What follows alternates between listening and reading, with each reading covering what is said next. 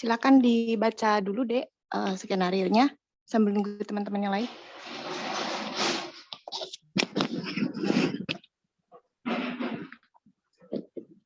Assalamualaikum warahmatullahi wabarakatuh. Kepada yang terhormat Dr. Iin Novita, selaku dokter pembimbing kuliah pakar pada hari ini, serta teman-teman sejawat yang saya cintai dan banggakan. Baik, puji syukur kehadirat Allah Subhanahu wa Ta'ala, karena atas karunia-Nya kita dapat melaksanakan kuliah pakar pada pagi hari ini. Adapun topik yang kita saksikan pada kuliah pakar hari ini adalah tentang skenario 4. Baik dokter, saya izin share screen di dokter. Ya, rumahnya dekat toh. Dek, silakan dibaca. Dan.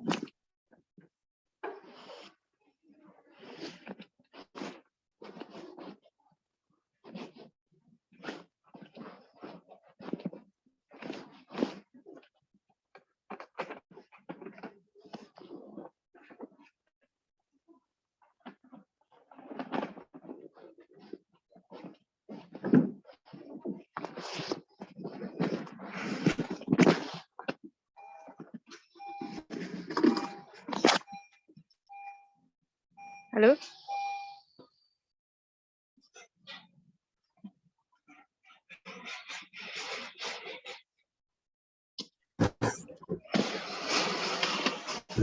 Ini dokter, sebentar di dokter lagi share screen.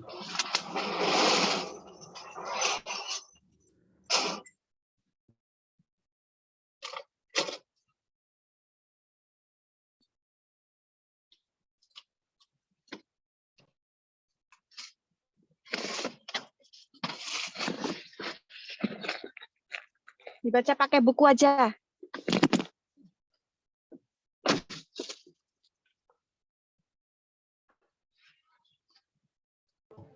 Oke dokter. Benjolan di selangkangan.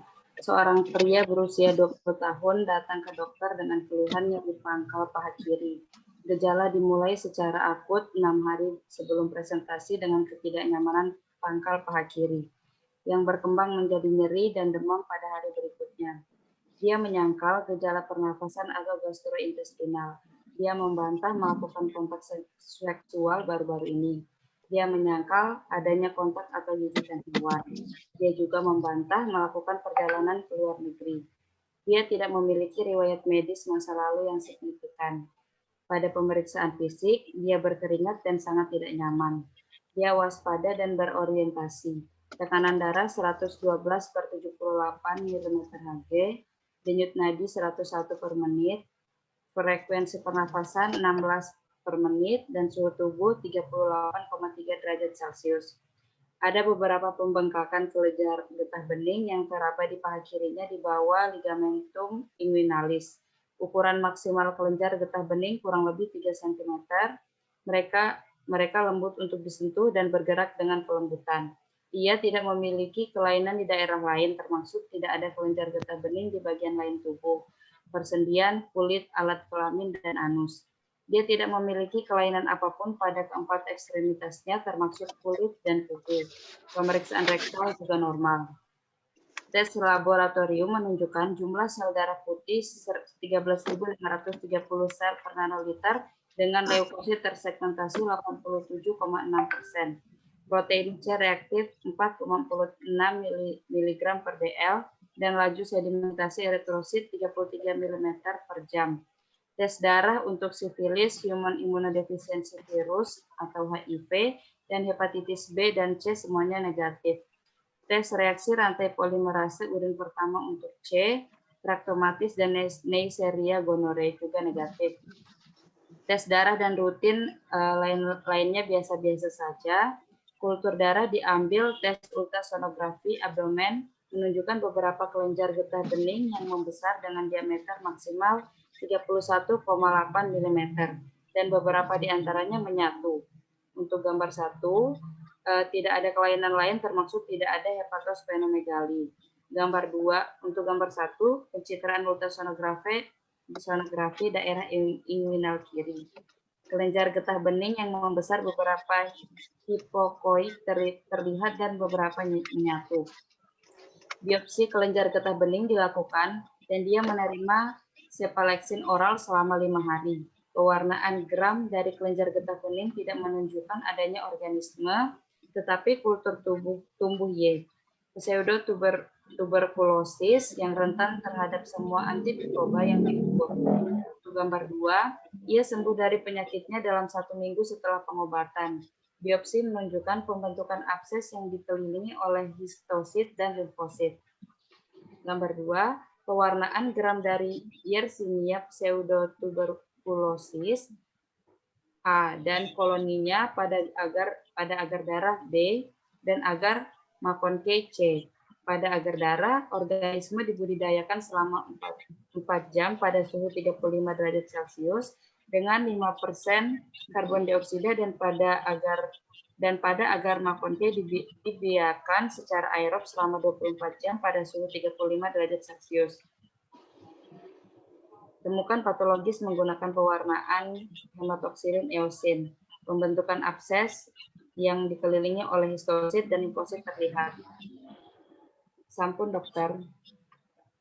Ya, diagnosisnya apa deh itu pasiennya? Untuk diagnosisnya ini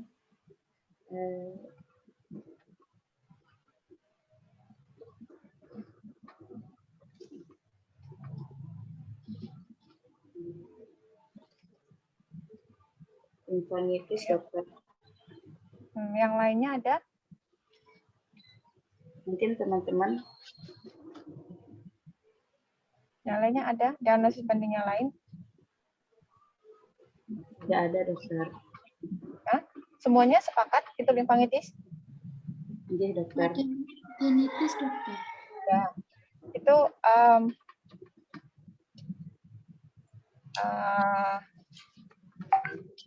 sebenarnya setelah saya baca kembali skenario-nya ya, kalau diagnosisnya limfangitis agak kurang tepat ya. Jadi diagnosisnya harusnya limfadenitis inguinal ya, disertai dengan abses. Itu kan ada hasil PA-nya ya, ada absesnya ya. Ya, jadi diagnosisnya yang paling tepat adalah limfadenitis inguinal disertai dengan abses inguinal ya. Terus kenapa bukan limfangitis? Jadi sebenarnya itu sama-sama peradangan pada kelenjar limfa ya. Cuma kalau limfangitis tidak biasanya tidak ada keterlibatan lymph node gitu. Kalau ini kan limfonodenya jelas dia mengalami pembesaran, enlargement, terus ada yang jadi satu juga ya. Terus kemudian dari biopsi memang ketemu sel-sel radang itu ya. Terus kemudian dari hasil PA-nya sampai terbentuk abses gitu. Jadi mungkin awalnya dia limfangitis. Kalau limfangitis lebih kepada salurannya yang membesar, kelenjar limfnya. Biasanya ada warna merah yang jelas terlihat pada kulit gitu ya, seperti garis gitu, yang nanti dari distal ke dari distal ke arah tubuh gitu ya. Terus bisa disertai dengan reaksi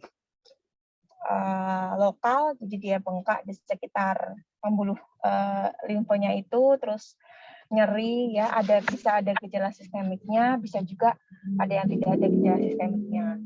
Tapi biasanya tidak ada pembesaran dari kelenjar limfonodi. Kalau ini kan jelas limfonodinya dia membesar. Jadi kita diagnosisnya limfadenitis inguinal disertai dengan abses inguinal. Dek, nanti diperbaiki. Oke, terus ada yang mau tanya dulu? Baik, untuk teman-teman yang ingin bertanya, silahkan.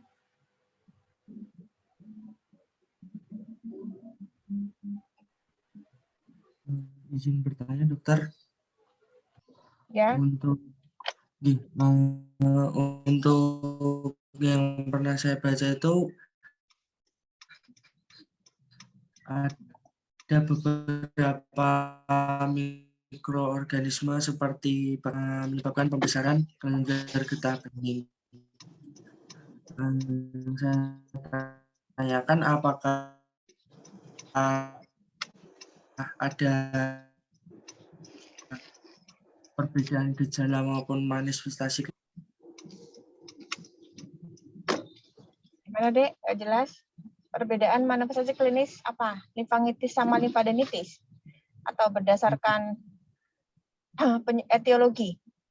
Iya, berdasarkan etiologinya, dokter. Prinsipnya limfangitis sama limfadenitis itu bisa disebabkan inflamasi ya. Inflamasi pada ya pembuluh limfe dan atau kelenjar limfonya. Penyebabnya bisa karena dia cuma inflamasi saja, ya respon sistemik tubuh di situ, atau dia ada infeksi. Infeksi bisa penyebabnya ada bakteri, bisa virus, bisa jamur, ya bisa cacing. Ya cacing contohnya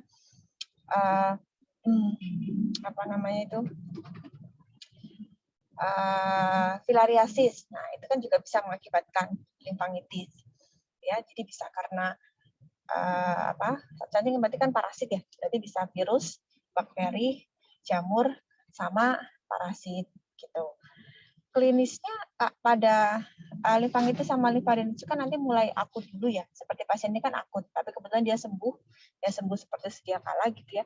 Kalau dia penyebabnya karena sebenarnya awal-awal tidak ada perbedaan klinisnya, tidak ada ya, klinisnya bersama.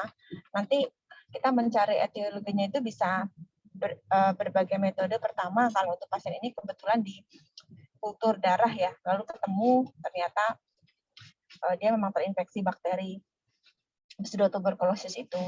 Atau kalau yang lainnya diambil misalkan paling mudah terjadi limfangitis sama limfadenitis adalah ada infeksi di sebelah distalnya. Ya di sebelah distalnya itu di swab, kalau dia ada luka itu di swab, nanti kemudian ditumbuhkan lalu ketemunya bakterinya apa, atau nanti kalau ada gak bakteri mungkin virus atau malah ketemu jamur. Gitu. Terus kalau dia parasit, filariasis nanti ketemunya dari darah. Jadi ambil spesimen darahnya ya, nanti ketemu parasitnya. Ada juga yang pakai kalau ini kebetulan kan pakai kultur darah ya. Jadi dia pada spesimen itu dia tidak tumbuh, ya spesimen dari limfadeninya nggak tumbuh, tapi kemudian dari kultur darahnya dia tumbuh bakteri pseudotuberculosis tadi. Jadi kalau secara klinis sama, nanti kita pelacakan etiologi gitu. Umumnya kita curiga dia bakteri pertama dari tanda klinisnya. Ya, dari tanda klinisnya itu dia nyeri, ya kan? Terus begitu, yang kedua dia agak demam, terus kemudian leukositosis, ya hasil laboratoriumnya, terus LED-nya meningkat, ya kemudian leukositosis dengan dominasi segmen. Nah, kita curiganya itu bakterial, makanya dikasih antibiotik. Kalau dia tidak ada leukositosis, kemudian dominasinya limfosit, ya mungkin dia viral.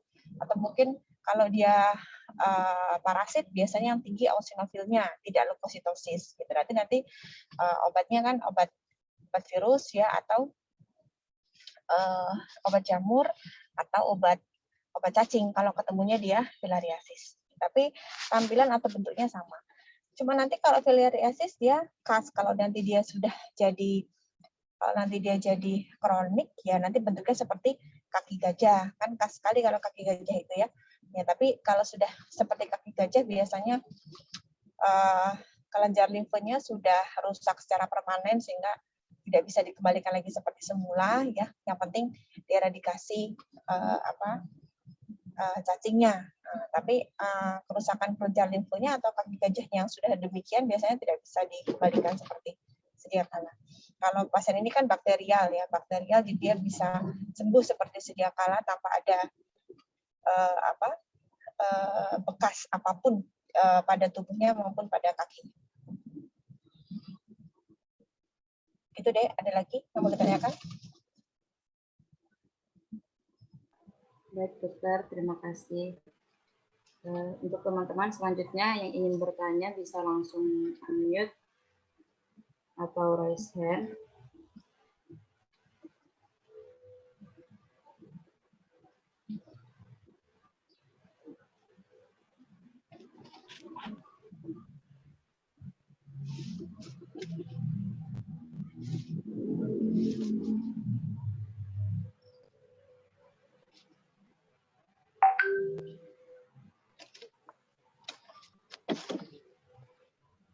Silakan teman-teman.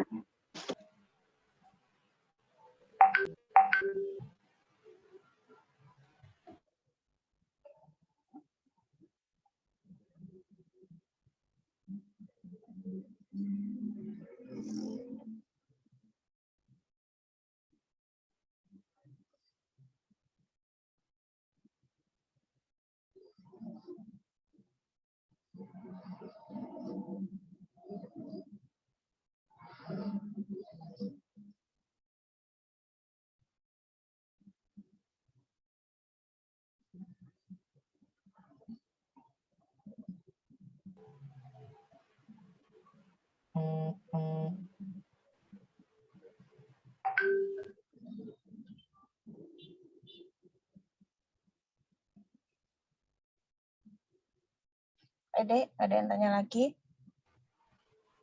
Saya teman-teman yang mau bertanya, silakan. Bertanya, Dokter. Ya. Saya Narendra, NIM 114. Izin bertanya untuk perbedaan antara limfadenitis, dan limfedema itu seperti apa gitu? Yang saya tahu itu limfadenitis itu peradangan pada nodusnya, untuk yang limfangitis itu ada pembuluhnya, untuk yang limfedema itu penyumbatan. Itu apakah seperti itu gitu, Dokter? Untuk penyebabnya juga apakah berbeda gitu, Dokter? Jadi kalau limfangitis sama limfadenitis itu tadi ada peradangan ya atau infeksi ya. Kalau cuma salurannya aja limfangitis. Kalau dia ada keterlibatan limfonodinya namanya limfadenitis. Nah, limfadenitis itu pembesaran limfonodi itu bisa pertama respon inflamasi lokal di daerah tersebut ya. Misalkan kita ada gigitan serangga ya. Gigitan serangganya steril, dia nggak membawa nggak membawa mikroorganisme, tetapi karena digigit serangga, respon tubuh kita mengalami peningkatan respon inflamasi.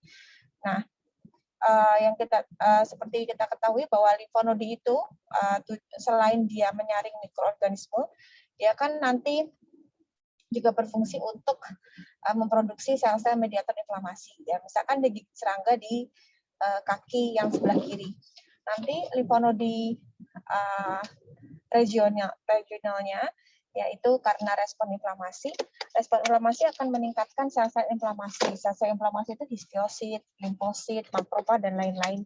Karena produksinya meningkat, proliferasi dari sel-sel mediator inflamasi itu meningkat, dan itu produksinya oleh limfonodi, sehingga akhirnya kelenjar limfonodinya itu membesar. Ya, meskipun dia tidak ada infeksi. Ya. Nah, tujuannya adalah tadi itu respon inflamasi itu kan sebagai mekanisme pertahanan tubuh sebenarnya. Kemudian nanti kalau respon inflamasinya sudah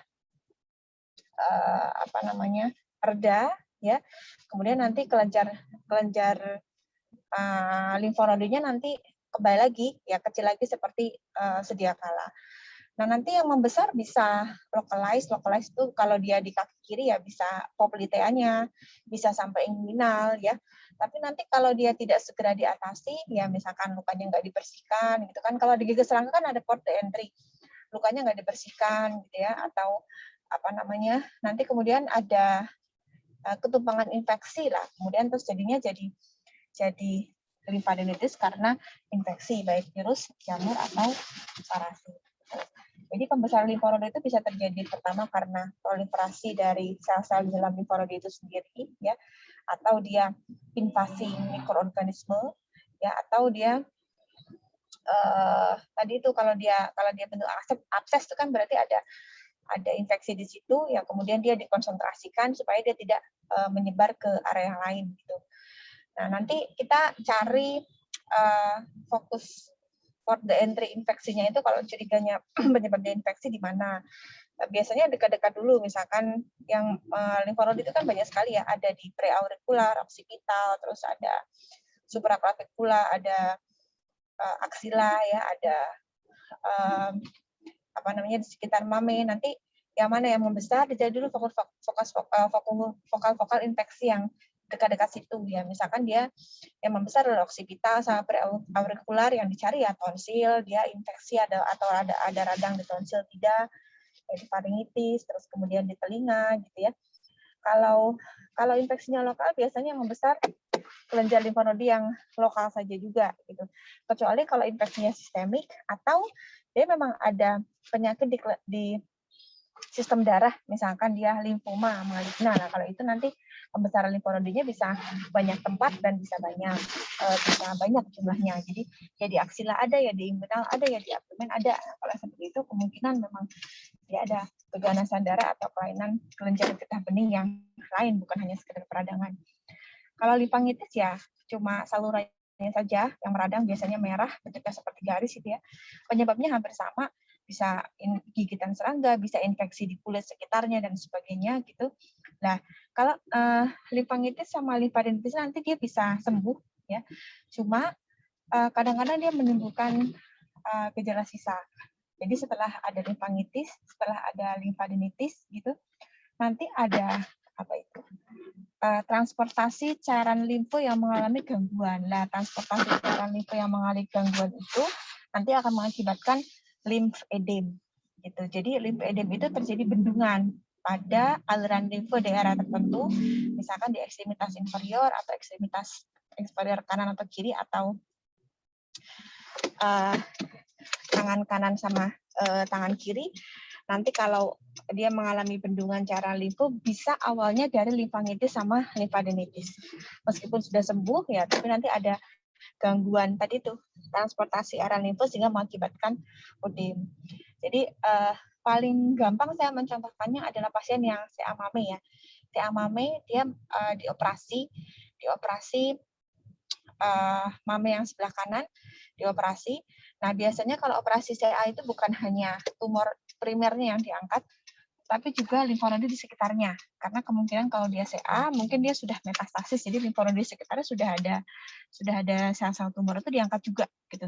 Jadi misalkan dia CA mame yang kanan, nanti limfonodi di aksila itu ikut diangkat juga, diambil semua. Nah, kalau nanti limfonodinya diambil, ya, nanti aliran limfonodi di ekstremitas yang kanan, nah itu mengalami gangguan. Jadi dia agak terhambat alirannya karena kan kelenjar limfonodi yang aksilanya diambil. Kemudian nanti lama-kelamaan dia bisa mengakibatkan limfedem. Nah, di sisi lain kalau dia limfedem bisa juga itu merupakan faktor risiko terjadinya limfangitis bisa. Jadi kadang-kadang ada yang aslinya itu limfedem, tapi kemudian lama-lama dia terjadi limfangitis, kan wajar ya. Jadi ada bendungan cairan di kulit, kulitnya menjadi lebih tebal ya. Kemudian padahal di kulit itu ada banyak mikroorganisme, suatu saat dia infeksi, bisa jadi selulitis, bisa jadi limfangitis, bisa jadi limfadenitis, bisa. Gitu. Jadi memang satu sama lain kadang-kadang dia terpisah, kadang-kadang tidak bisa dipisahkan. Adik, ada yang lain ya? Baik, terima kasih dokter. Selanjutnya, untuk pertanyaan selanjutnya, silakan teman-teman yang ingin bertanya, langsung di-unmute. Assalamualaikum dokter, izin bertanya. Perkenalkan saya Cantika Tikarena, NIM 501900071, izin bertanya mengenai penata laksanaan limfangitis dan limfadenitis itu seperti apa nih dokter? Terima kasih dokter. Tata laksananya kalau penyebabnya adalah dicurigai bakteri ya dikasih antibiotik ya. Seperti pasien ini itu kan dia ketemunya bakterial dan kemudian dikasih antibiotik, ternyata bakterinya itu masih bisa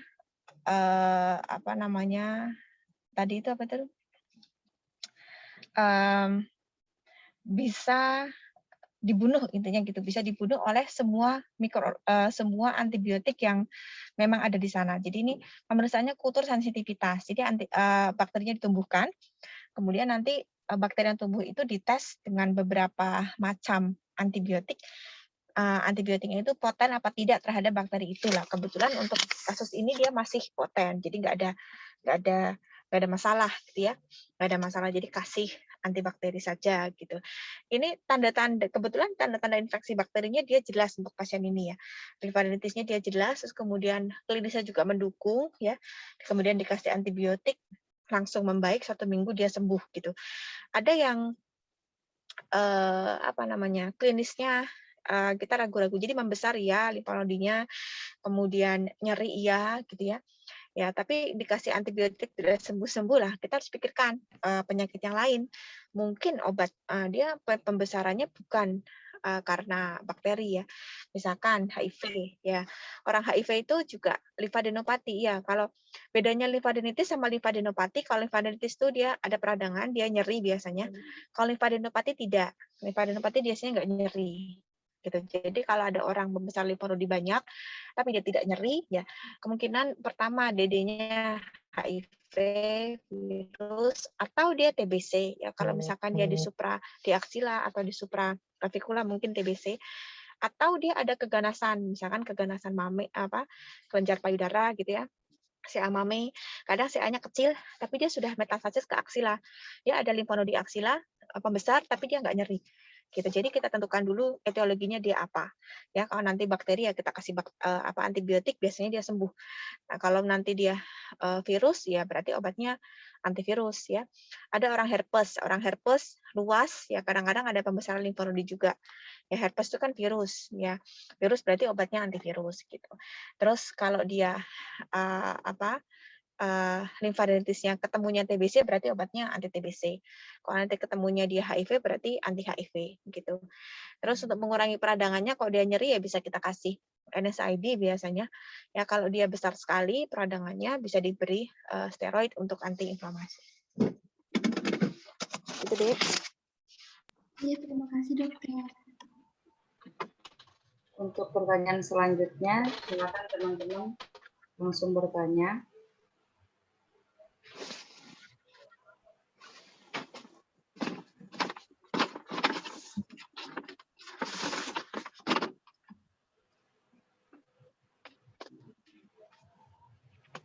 Ada lagi yang ingin bertanya, teman-teman? Silakan langsung unmute.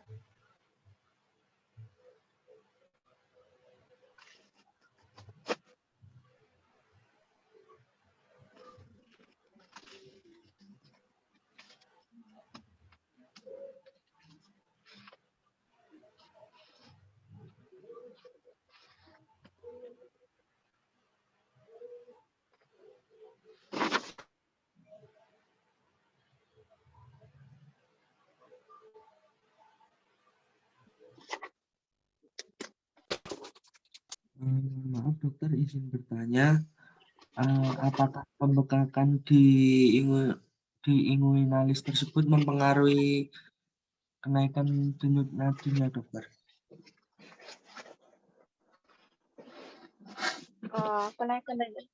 Kenaikan denyut nadinya karena pertama dia demam ya. Dia kan panas ya. Demam ya, Dek.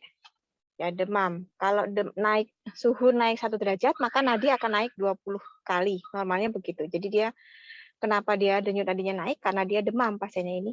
Kemudian yang kedua nyeri. Ya, gitu. Jadi nadinya itu naiknya karena respon sistemik ya. Pertama karena SIRS, Systemic Inflammatory Response Syndrome. Jadi dia demam, infeksi, makanya dia naik nadinya sama dia nyeri gitu. Jadi bukan ya itunya ya, bukan karena bengkaknya kan dia nyeri itu ya nyeri terus dia karena infeksi demam nyeri makanya nadinya naik. Terima kasih dokter. Baik, terima kasih.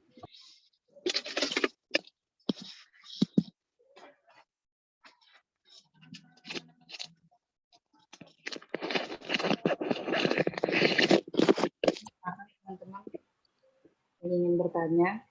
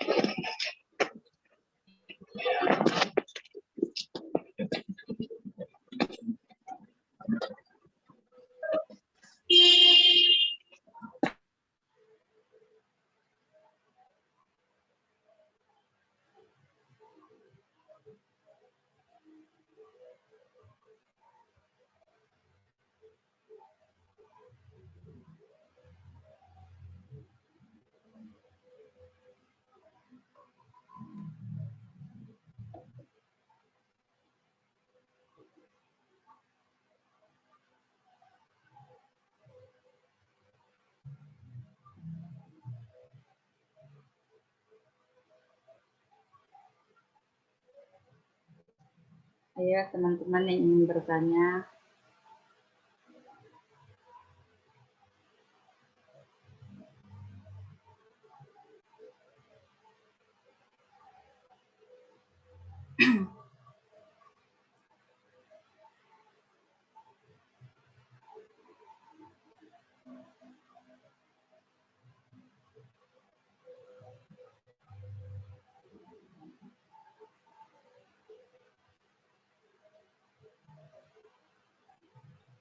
Izin bertanya, dokter.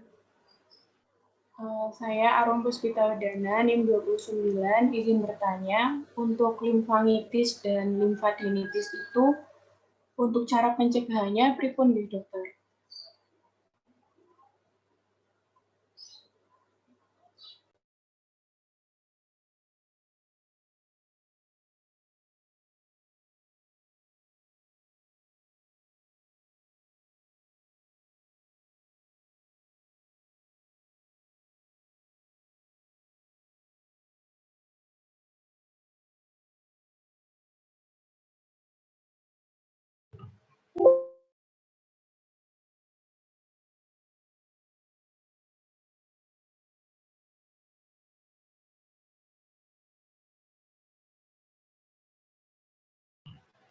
Mungkin ditunggu sebentar ya, Mbak Arum.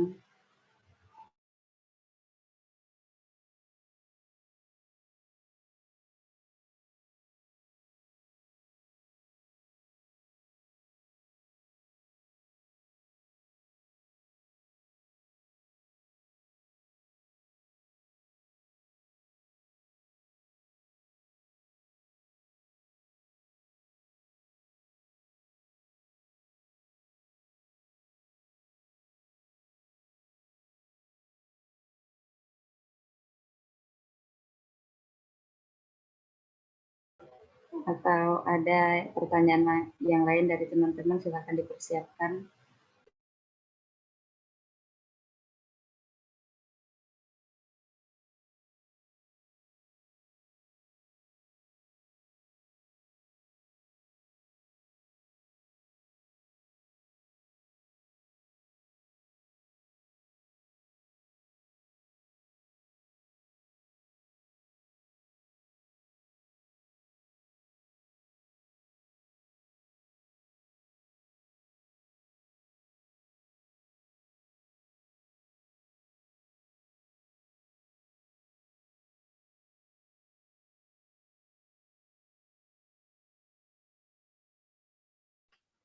Izin bertanya, Fatun.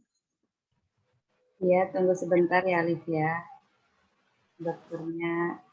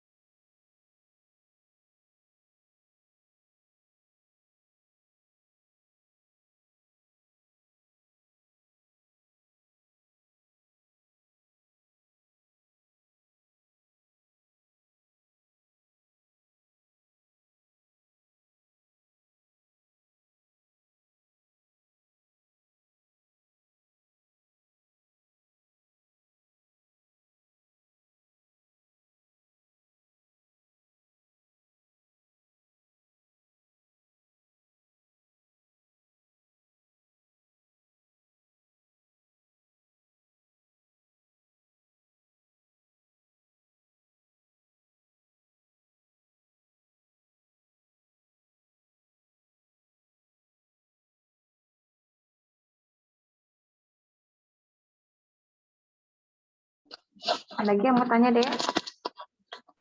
Iya, dokter. Silakan untuk Arum diulangi pertanyaannya, Nggih. Izin bertanya, dokter. Untuk limfangitis dan limfadenitis itu, untuk cara pencegahannya pripun nggih, dokter? Gimana? Enggak kedengaran. untuk cara pencegahan dari limfangitis dan limfadenitis niku pripun dokter? Nah, tadi sudah itu deh.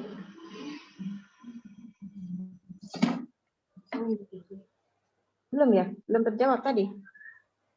Nggih dokter, di saya belum terdengar dokter. Oh, jadi limfadenitis sama limfangitis itu bukan penyakit kronis ya, yang ada pencegahan lifestyle itu bukan, tapi dia yang penyakit infeksi ya. Biasanya sih tidak menular, dia terkenanya individual ya. Faktor resikonya adalah luka di kaki atau kena gigitan serangga atau apa gitu. Jadi kalau misalkan nanti kena gigitan serangga atau luka di kaki ya nanti dibersihkan dengan adekuat saja ya, dibersihkan dengan adekuat supaya bersih semuanya, supaya tidak menjadi port de-entry bakteri komensal kulit gitu lah. Kulit kita itu kan terlindungi karena ada jaringan ada jaringan keratin dan sebagainya. Suatu saat kalau dia ada luka yang menembus sampai ke jaringan kulit bagian bawah, itu kan berarti kan port de-entry. Itu resiko untuk terjadinya infeksi, dan itu harus segera dibersihkan, kemudian ditutup sampai dengan lukanya sembuh. Itu aja pencegahannya. Ya. Ya dokter, matur nuwun dokter. Baik, silakan selanjutnya untuk Alivia. Fatur, izin bertanya dokter, untuk pemeriksaan fisik dan pemeriksaan penunjang yang paling tepat untuk mendukung diagnosis ini apa ya dokter? Terima kasih. Kalau pemeriksaan fisik ada dua, ada lokal ya, tempat di mana terjadi limfadenitis sama limfadenitisnya, kemudian diperiksa. Terus kemudian pemeriksaan penunjang karena dia bakteri, semua penyakit infeksi pemeriksaan penunjangnya gold standarnya ada ditemukan bakterinya. Pasiennya sudah ditemukan bakterinya, ya bakterinya kan sudah ketemu tuberkulosis dari pemeriksaan mungkin dari kultur darah ya, tapi kan sudah ketemu penyebab infeksinya. Jadi dia sudah tegak dia infeksi dan bakterinya sudah ketemu. Gitu. Kalau misalkan dari darah tidak ketemu, biasanya nanti kalau dia memang kelihatan ada port de-entry, misalnya di mana gitu ya, di bagian distal dari kelenjar yang mengalami kemerahan itu, atau ada luka di situ, baik itu luka terbuka maupun luka tertutup, yang itu bisa diswab, ya diswab, lalu kemudian ditumbuhkan pada agar darah. Jadi pemeriksaan gold standarnya adalah mikrobiologi kalau dia pasti dicari penyebab bakterinya apa. Kalau pemeriksaan yang lain, pemeriksaan penunjang yang lain bisa imaging ya, pemeriksaan imaging misalkan USG. Ya, USG juga bisa, kayak pasiennya juga menempuh USG. USG kita untuk lihat pembuluh limfe yang mengalami keterlibatan di mana, yaitu di USG. Terus kemudian bentuknya seperti apa, apakah cuma single node, apakah dia multi node ya. Ini kan ketemu dia yang terlibat ternyata bukan cuma satu, limfonodinya ada banyak dan ada beberapa bagian yang menjadi satu. Terus kemudian ternyata juga dia sudah mulai terjadi akses gitu ya. Nah, jadi pasien ini sudah tegak diagnosis karena ketemu bakterinya dari pemeriksaan mikrobiologi, sama ada pemeriksaan penunjang yang lain yaitu imaging. Imaging biasanya USG kalau limfangitis, limfadenitis sama limfedem biasanya USG ya. Kalau limfedem nanti pembuluh darah limfnya melebar, kemudian ada kelihatan ada obstruksi ya di bagian apa itu proksimal dari yang mengalami sumbatan, itu ada obstruksi kelihatan ya. Terus pemeriksaan penunjang lain laboratorium darah misalkan ya. Kalau dari darah ya periksa mediator inflamasi, seperti pasien ini CRP-nya agak meningkat sedikit ya, meskipun nggak banyak. Terus LED-nya dia meningkat, laju enam darahnya meningkat ya. Terus yang meningkat apalagi ini leukosit ya, leukositosis dominan bakterial. Gitu. Jadi pemeriksaannya mikrobiologi, imaging, sama darah.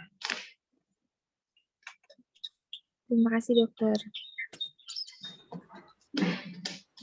Permisi dokter, ini ada pertanyaan dari teman-teman yang ada kendala sinyal. Untuk pertanyaannya, Assalamualaikum warahmatullahi wabarakatuh. Izin bertanya dokter, Apakah bisa dokter limfadenitis dan limfangitis bisa timbul pes atau nanah? Jika bisa, apakah diberi antibiotik saja sudah cukup atau harus dilakukan operasi? Terima kasih dokter. Ya bisa sekali muncul jadi nanah ya. Nanahnya itu bisa keluar maksudnya dia keluar sendiri ya, keluar sendiri petah kemudian dia keluar ya, atau dia di dalam gitu. Kalau memang nanti aksesnya itu luas besar terus tidak respon dengan antibiotik terus kemudian nanahnya itu banyak ya, nanti perlu dilakukan drainase, dioperasi ya.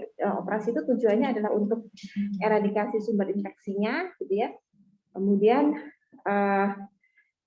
untuk mengeluarkan ya, pus-pusnya itu dikeluarkan supaya dia bersih gitu. Jadi kalau nanti ada nanah atau pus, kalau nanti dia bisa keluar sendiri ya sudah, biarkan keluar sendiri saja, tinggal dibersihkan. Tapi kalau misalkan nanti dia di dalam banyak sekali, nanti kan dari USG juga bisa terlihat, atau dari palpasi muntahnya banget, nyeri tekan gitu ya, merah sekitar pembengkakan itu, terus leukocytosisnya sangat, pasiennya kesakitan, sepsis, nah itu artinya infeksinya agak berat. Kalau infeksi berat itu biasanya dia sumber infeksi di dalam nggak bisa keluar, itu harus dikeluarkan. Semuanya dikasih antibiotik, biasanya intravena kalau yang pasiennya seperti itu. Kemudian kita lakukan drainase akses gitu ya, supaya dikeluarkan sumber infeksinya. Kemudian nanti setelah di drainase isi dari aksesnya itu kemudian dikultur ya, untuk menemukan bakteri antibiotik apa yang cocok diberikan untuk pasien itu. Sebelum ada hasil kulturnya, tetap kita berikan antibiotik yang broad spectrum. Baik, terima kasih dokter. Untuk pertanyaan selanjutnya ada lagi dari Edwin, dokter. Serangga yang menjadi vektor pembawa bakteri penyebab limfadenitis. Gimana? Apakah jenis serangga yang menjadi vektor pembawa bakteri penyebab limfadenitis? Oh, serangganya bisa apa saja, Dek. Yang penting digigit serangga. Bisa punau, bisa insect bite itu kan bisa apa saja, tidak terus ada serangga khusus gitu, enggak. Kayak tomcat itu ya, tomcat itu sering mengakibatkan limfangitis sama limfadenitis gitu. Jadi pokoknya ada serangga yang menggigit ya. Prinsip utamanya ada perlukaan kulit, itu intinya itu ya. Jadi gigitan serangga itu membuat perlukaan kulit ya. Kemudian gigitan serangga itu kadang-kadang dia memasukkan eksotoksin kan. Ada toksinnya kadang-kadang. Nah, toksinnya itu membuat peradangan, itu pertama, bisa mengakibatkan limfangitis sama limfadenitis. Terus kemudian karena ada perlukaan kulit, padahal kulit kita itu kan tidak steril, kulit kita itu ya, ada mikroorganisme komensal gitu, flora normal yang pada keadaan kulit kita intak maka nggak kenapa-napa gitu. Tapi pada suatu saat kulit kita tidak intak ya, nanti mikroorganisme itu bisa masuk ke dalam. Nah, nanti kalau dia masuk ke dalam, dia mengakibatkan limfangitis sama limfadenitis gitu. Kalau tubuhnya seseorang itu sehat, biasanya limfangitis sama limfadenitis mudah sembuh. Nanti paling responnya lokal ya, kayak seperti pasien ini kan dia bagus prognosisnya, ya kemudian diobati seminggu sembuh sempurna, nggak ada gejala sisa. Kecuali kalau tubuhnya itu imunokompromis, misalkan dia ternyata pasien DM, pas gulanya tinggi gitu ya, terus rawat lukanya tidak bagus gitu, terus dia tidak segera mencari pertolongan medis, tidak segera diberikan antibiotik, misalkan dibiarkan saja gitu, nah nanti dia bisa sepsis ya, infeksi berat sampai mengakibatkan kematian. Baik, terima kasih dokter. Selanjutnya ada lagi pertanyaan dokter. Dokter izin bertanya, di skenario dijelaskan bahwa pasien menyangkal mengalami gejala pernafasan atau intestinal. Yang saya tanyakan, apakah gejala tersebut ada hubungannya dengan pembesaran KGB yang terletak di inguinalis? Terima kasih dokter. Menyangkal adanya apa?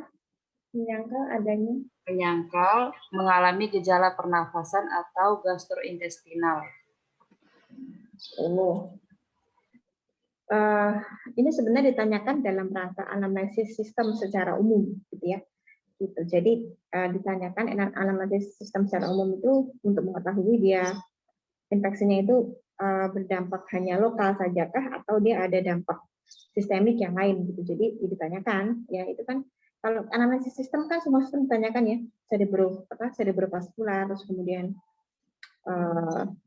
kardiovaskular kan ditanyakan, intestinal, respirasi dan ditanyakan ya. Ya, jadi sebagai anamnesis secara umum ya, sistem tubuh kita ditanyakan untuk mencari gejala sistemik yang lain ada atau tidak, gitu ya. Kalau dia gejala pernafasan, mungkin pembesaran limfonodenya juga di area toraks, supraclavikular, servikal, gitu ya, aksila dan sebagainya gitu. Kemudian gejala gastrointestinal, ya, misalkan dia infeksi perut juga bisa, dia pembesaran limfonodi di inguinal juga bisa. Jadi ini ditanyakan dalam rangka anamnesis sistem secara umum, ya. Nanti apa ada gejala sistemik atau tidak? Kalau misalkan ada gejala saluran pernapasan atau gastrointestinal, nanti dicari lagi berhubungan dengan keluhannya ini atau tidak. Baik, dokter, terima kasih. Dan selanjutnya, untuk teman-teman yang ingin bertanya, silakan. Oh, ini ada lagi pertanyaan, dokter. Izin bertanya, dokter. Untuk prognosis limfangitis, saya mendapat ada sumber menyatakan bahwa limfangitis akibat bakteri GABHS, GAPS, bakteri grup A Streptococcus beta hemolitik, akan meningkatkan terjadinya komplikasi yang lebih parah seperti sepsis dan kematian. Sudah deh. Jadi kalau bakterinya Streptococcus beta hemoliticus, bakteri itu punya spesifik ya. Jadi dia bisa mengakibatkan pertama bukan hanya infeksi lokal saja, tapi gejala sistemik yang lebih berat, misalkan glomerulonefritis. Gitu. Jadi ada yang orang sakit kulit atau dia nyeri tenggorokan, penyebabnya Streptococcus beta hemoliticus, nanti bisa mengakibatkan komplikasi sistemik. Komplikasi sistemiknya bukan terjadi karena bakterinya itu. Kalau bakterinya itu mungkin cuma berhenti di situ, tapi kemudian muncul antigen antibodi, kompleks antigen antibodi yang itu nanti bisa merusak jaringan yang lain. Pertama dia bisa mengakibatkan glomerulonefritis ya. Glomerulonefritis itu nanti kalau akut atau kronik bisa mengakibatkan gagal ginjal. Dan yang kedua, dia bisa mengakibatkan endokarditis infektif. Jadi infeksi sampai jantung bisa. Endokarditis infektif salah satunya kan mencari sumber infeksinya di swab faringnya. Dia ada nggak bakteri Streptococcus beta hemoliticus di situ.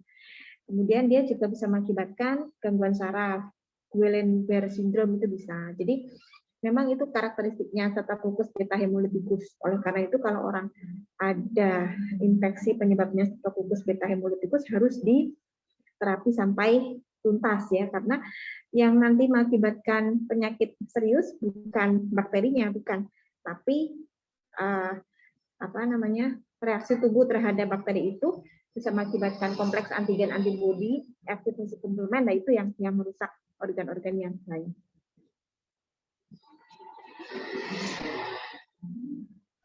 Baik, terima kasih dokter. Nah, selanjutnya, apakah ada pertanyaan lagi dari teman-teman? Ada, silakan langsung di-unmute.